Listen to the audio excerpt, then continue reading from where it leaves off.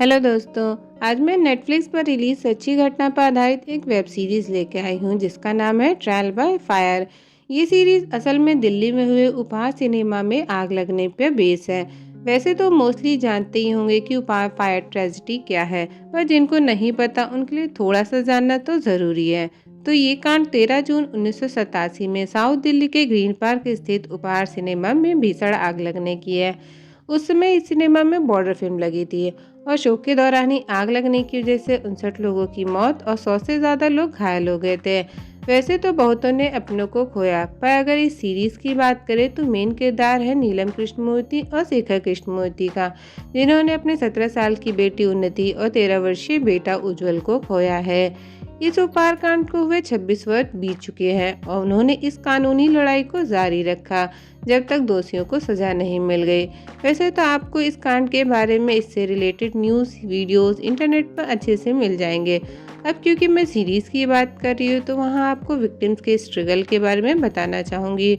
No doubt कि ये पूरी स्टोरी इमोशन से भरी है। तो बिना किसी देरी के वेब सीरीज को एक्सप्लेन करना शुरू करती हूँ। स्टार्टिंग में नीलम और शेखर की छोटी सी फैमिली को दिखाया जाता है। उनकी भी फैमिली आम फैमिलीज की तरह सिंपल एंड एलिजेंट थी। यहाँ नीलम बच्चों पर गुस्सा करती है, जिस पर शेखर का कहना होता है कि एक दिन ये लोग चले जाएंगे, मतलब होता है कि इनकी शादी हो जाएगी। उसके बाद सिनेमा हॉल में आग लगने का सीन दिखाया जाता है, जहाँ हर तरफ अफरा तफरी मची होती है। नीलम और शेखर भी अपने बच्चों को ढूंढने जाते हैं। काफ़ी प्रयास करने के बाद फाइनली उन्हें अपने बच्चे मिल जाते हैं, पर उनकी डेड बॉडीज। दोनों पेरेंट्स की हालत ऐसी होती है मानो अब उनकी ज़िंदगी खत्म हो गई हो। तभी नीलम अपनी बेटी के गले में मिसिंग नेकलेस को नोटिस करती है। उसे कुछ सस्पिशियस लगता है। नीलम जानना चाहती होती है कि आखिर ये सब कैसे हुआ। फ्यूनरल के टाइम पे नीलम को पता चलता है कि उज्जवल का दोस्त अर्जुन सही सलामत है, उसे कुछ नहीं हुआ। ये नीलम के लिए शॉकिंग होता है, क्योंकि नीलम के दोनों बच्चों के साथ अर्जुन भी मूवी देखने सिनेमा हॉल गया था। वैसे तो नीलम और शेखर के घर सभी रिश्तेदार आते हैं, उन्हें सिंपैथी है उनके हार्ड टाइम में साथ देने के लिए, पर बच्चों के जाने के दुख को कोई कम नहीं कर सकता। एक दिन नीलम सुबह चुपके से अर्जुन के घर उससे मिलने जाती है। अब क्योंकि अर्जुन भी शॉक्ड होता है, इसलिए अर्जुन की मां नीलम को उससे मिलने नहीं देती। फिर नीलम न्यूज़ चैनल में जाती है, जहां चैनल का ओनर उसका जान पहचान का होता है। वहां वो पूरी रिकॉर्डिंग की फुटेज देखती है, पर उसे अपनी बेटी या बेटा नहीं दिखते। फिर एक आदमी दिखता है जो उपहार सिनेमा का मैनेजर होता है। वो उसका एड्रेस लेती है और वहां से निकल लेती है। अर्जुन की माँ की कॉल आती है कि अर्जुन तुमसे मिलना चाहता है। नीलम फौरन अर्जुन के पास पहुंचती है, जहाँ उसे पता चलता है कि सिनेमा हॉल के क्रू मेंबर ने बाहर से डोर को लॉक कर दिया था, ताकि कोई बिना टिकट के अंदर ना जा सके, और अर्जुन लेट पहुंचा था इसलिए बाहर ही रह गया था। फिर वहां से नीलम मैनेजर के घर जाती है, तो रास्ते में शेखर उसे ढूंढते हुए जाते देख लेता है और उसका पीछा करता है। नीलम मैनेजर के घर जाकर उससे मिलने को कहती है, पर मैनेजर की वाइफ उसे घर के अंदर नहीं आने देती और कहती है कि इसमें मेरे पति की कोई गलती नहीं, उन्हें जो ऑर्डर्स मिलते हैं वो वही करते हैं। तभी नीलम का पीछा करते हुए शेखर भी वहां पहुंच जाता है। उसे भी पता चल जाता है कि बच्चों की मौत दम घुटने से हुई। गुस्से में शेखर फौरन अंसल कंपनी में गोपाल और सुशील से मिलने जाता है, पर कंपनी के गार्ड शेखर को अंदर नहीं जाने देते। इसलिए शेखर चिल्लाते हुए कहता है कि क्या तुम्हें पता था कि दरवाजे बाहर से बंद थे।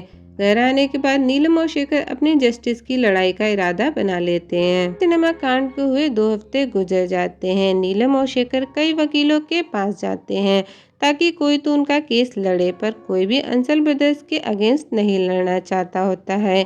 एक वकील के साथ जब बात होती है तब वो एक सही बात कहता है कि अगर अंसल से ऐसे बड़े आदमी से लड़ना है तो उसके लिए तुम्हें आर्मी की ज़रूरत होगी। ये बात शेखर को सही लगती है। फिर एक बूढ़े गरीब बाबा को दिखाया जाता है, जो कि एक चौकीदार होता है। उसने तो अपने पूरे परिवार को इस कांड में खो दिया, जिसमें कुल 7 लोग होते हैं। अब सोचिए कि एक बूढ़ा आदमी जिसके आगे पीछे कोई नहीं रहा, उस पर क्या बीत रही होगी। वो अपने पूरे परिवार की बॉडीज को घर तक लेके जाता है, जहां आसपास के पड़ोसी मिलकर एम्बुलेंस से बॉडीज को उतरवाते हैं। इतनी तो ह्यूमैनिटी सब करते हैं, पर अब मेन ह्यूमैनिटी की बात आती है कि बूढ़ा बाबा के पास इतने पैसे नहीं होते कि वो सबका अंतिम संस्कार कर सके। पड़ोसी आपस में चंदा इकट्ठा कर अंतिम संस्कार करने को कहते हैं, पर सब मना कर देते हैं। फिर अंसल का भेजा एक आदमी आता है। यहाँ एज ए विलन आशीष विद्यार्थी को दिखाया गया असल में बूढ़े बाबा को घूस देने आया था कि वो अंसल्स के खिलाफ कोई कार्रवाई ना करे।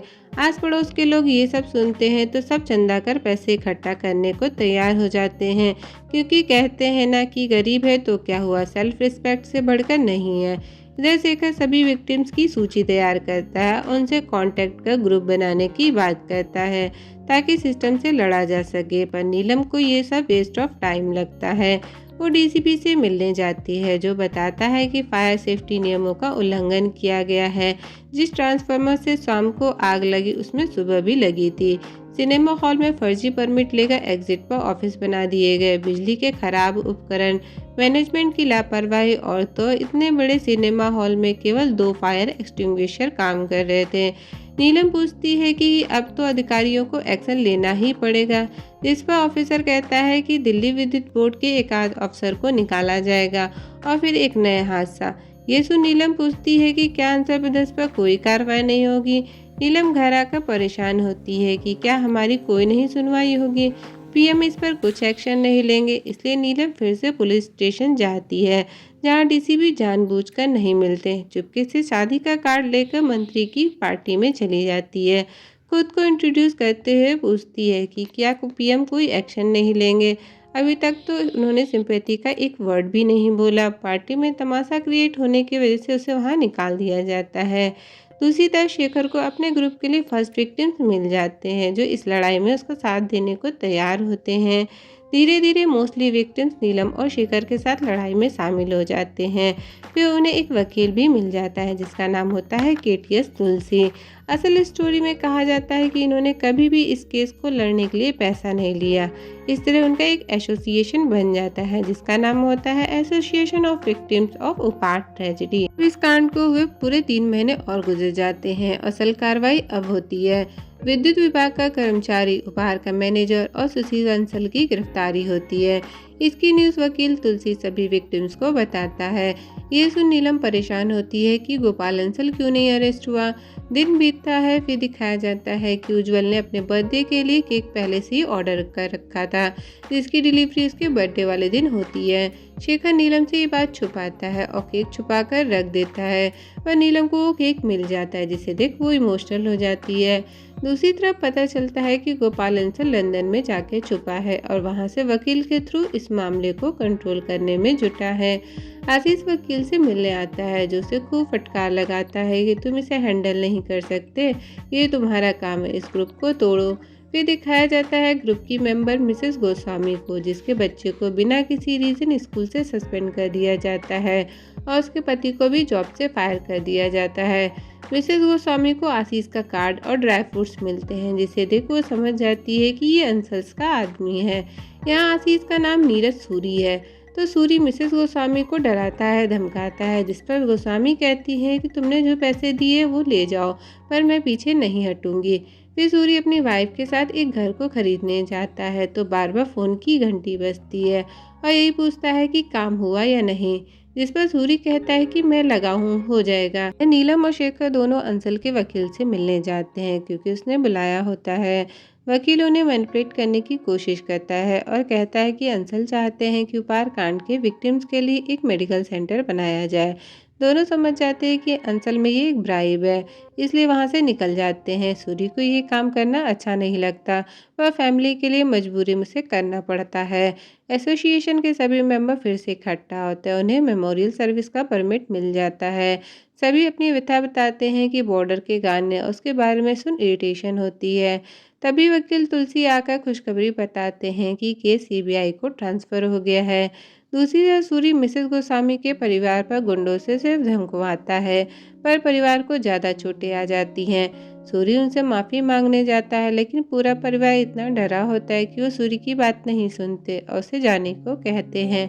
उपार विक्टिम्स अपनों को खोने की याद में कैंडल चलाते हैं। वहीं वकील तुलसी को पता चलता है कि अंसल ब्रदर के चार्जेस रिड्यूस कर दिए गए हैं और वो जेल से बाहर आ गया है।